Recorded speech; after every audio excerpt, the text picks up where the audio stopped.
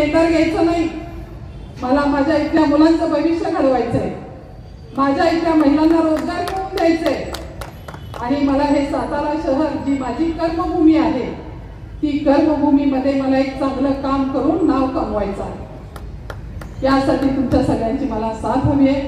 जसं शिंदे साहेबांनी मला एक शब्द दिलाय, ताई तुमचं एवढं नाव चांगलं आहे, तुम्ही समाजामध्ये चांगलं काम करता आणि खरं तर मी एका पैलवानाची लेक आहे, वकिलाची सून आहे आणि समाजकारण ज्यांनी केलं त्यांच्या रक्तात मी असल्यामुळे साहेब मला काही कुठली ठेकेदारी किंवा मला राजकारण नाही करायचंय, मला हे सातारमध्ये समाजकारण लोकहिताची कामं करायचे.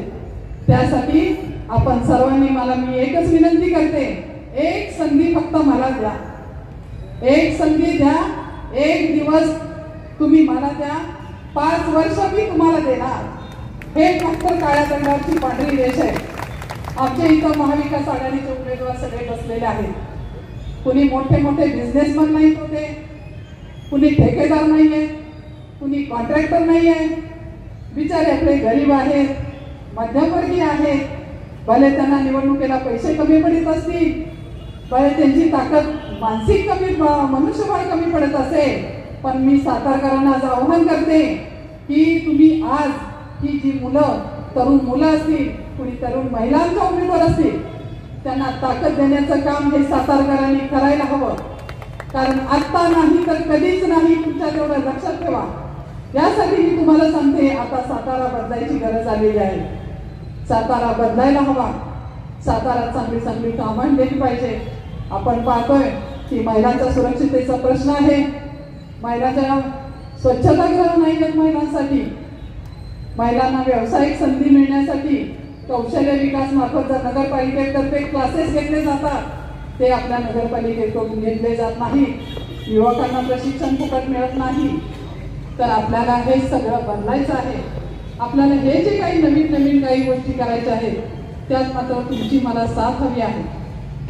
ज्या शाळा आहेत नगरपालिकेच्या त्या ओसाड पडलेल्या आहेत, त्यांचं बांधकाम व्यवस्थित नाही आहे. गोरगरिबांच्या मुलांना डोनेशन परवडत नाहीये. आणि मला असं वाटत होतं, मी निर्माण होमची ज्या वेळेला सदस्य होते नगरसेविका असताना, त्यावेळेला मी त्यांना म्हणलं होतं बाकीच्या ठिकाणी सेमी इंग्लिश शिक्षण चालू आहे, तसं आपल्या मुलांसाठीही चालू करावं. कारण ही मुलं जर का कुठंतरी कमी पडतील, कुठंतरी बाजूला राहतील, अशी एक अपेक्षा मनामध्ये होती. पण मला आता आपल्याकडून अशी एक हमी हवी आहे की आत्ता आपल्याला बदलायचं आहे.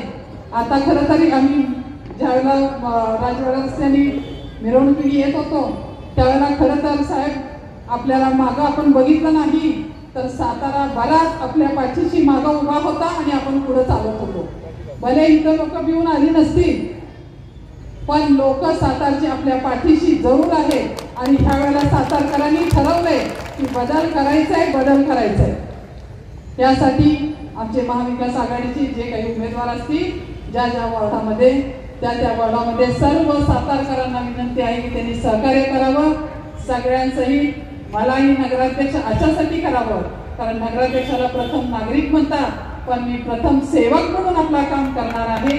यासाठी आपल्या सर्वांची साथ हवी आहे. एवढं बोलते आणि रजा घेते. धन्यवाद.